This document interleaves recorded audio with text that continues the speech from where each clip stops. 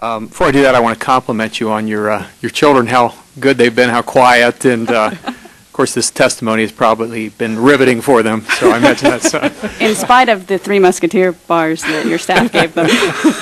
But it's quite amazing how good they've been, so my compliments to them. You Thank you. Give them some treats and all that kind of stuff, and take them to the show, do all kinds of good stuff. They've been real good. Your example about the Hawaiian example that you mentioned, could you tell us a little more about that and what was going on there and how widespread you think that type of thing might be in the system? Well, I come upon examples like that rather frequently, I hate to say. This one was just a stunning and stark one, and my client asked me not to reveal her name, but that I was, perfectly happy to use the examples because it was really stunning. I mean, you've got this contract specialist at home sending out RFPs and then trying to benefit herself through a candle company at the same time, and a small business. This woman knows me personally. She's a friend and been a client for a long time, so she has me to come to say, what can I do about this? How can I handle that? Well, there's a lot of small businesses out there that will buy the candles because it'll help them get, the business, or, have no idea what to do in a situation like that. And there are a lot. I mean, it's not just the small businesses that may be having problems. It's the contracting officers. There's not very many of them. They don't have a lot of oversight. And things like this can happen with some frequency. Thank you very much. And I guess, unless the chairwoman has any additional questions, I know you have a flight to catch, so if you have to go at some point, you're welcome. I appreciate it. Thank you very much for having me. Madam Chair, did you have anything else you wanted to ask this specific witness? No, not to her. Thank you. But thank you very much for your testimony. We appreciate it. Mr. Sharp, if I could go to you next. How would you increase the integrity of certifications of eligibility for service-disabled veterans? Well, I would require those agencies whose job to do that to actually do it. Again, we talk about SBA and their lack of resources. The agents, we should have the resources available. So those agencies that are required to fulfill the law that's been already put out there do it. And that's all it takes for them to follow the law. Thank you. Ms. Dorfman, what further actions in the what further actions is the Women's Chamber of Commerce taking or planning to take or will take perhaps in the future to enforce the judgment of the federal district court in its lawsuit against the SBA? Right now, what we wanted to do was get through this hearing and see what was happening, hear the statement, thinking maybe today would be the day it was going to be implemented. Oh well. Anyway, so at this point, we will have to get back with our attorneys and talk about what the next steps are. So at this point, you're not really sure? You wouldn't even want to speculate as to what that might be, I assume?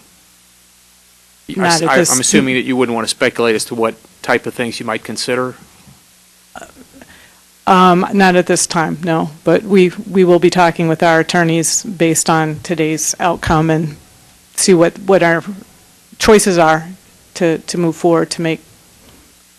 Thank you.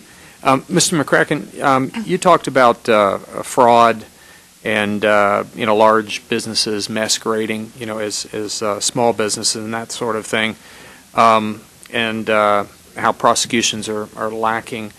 How widespread do you believe that this fraud is? For example, the Hawaiian case that we had there, and what would you like to expound upon that? I can try, and again, my information, unfortunately, in terms of how widespread it is at various levels, is somewhat anecdotal.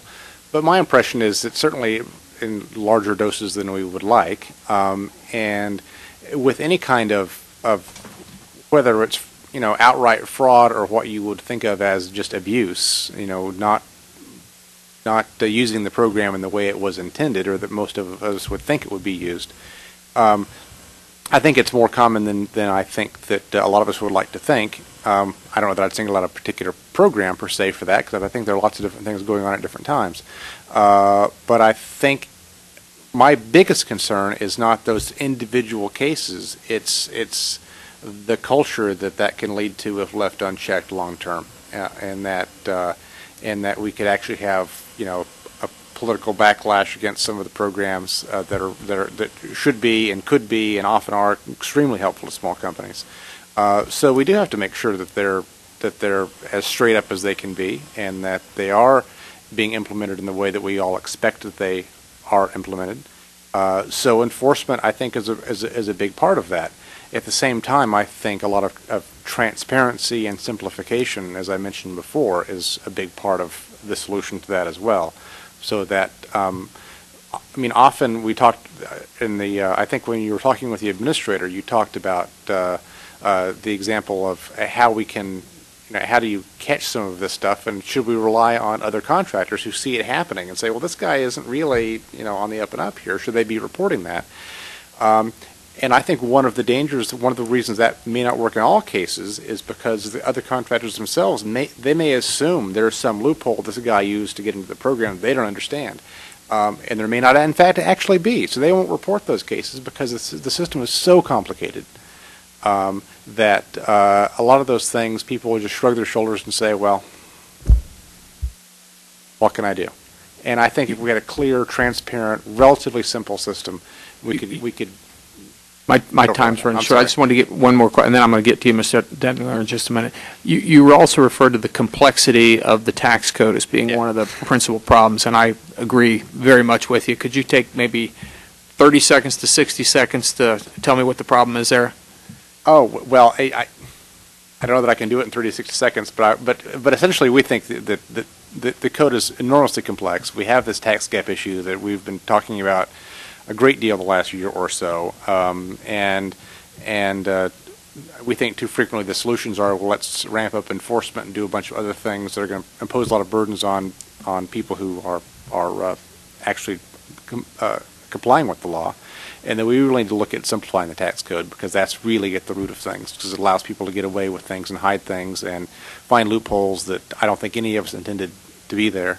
And so I could talk ad nauseam about our ideal solution to those problems and what kind of tax system we ought to have, but it's not the one we have now, that's for sure. Okay, thank you. And finally, Mr. Dentler, it's my understanding that a few firms dominate the 8A procurement arena. Would the SBA awarding subcontracts provide greater opportunity to a more diverse cross-section of 8A firms? Would the SBA awarding subcontracts? I didn't understand that part of your question. Yeah, because the SBA going back and being the prime subcontractor. Oh, I think that would be a disaster. That tripartite agreement where SBA was the prime contractor to the federal agencies and 8A companies were the subs, that's a disaster. That's just a formula for chaos. It just can't work. Okay. Please don't take us back there. Okay. All right. Thank you very much.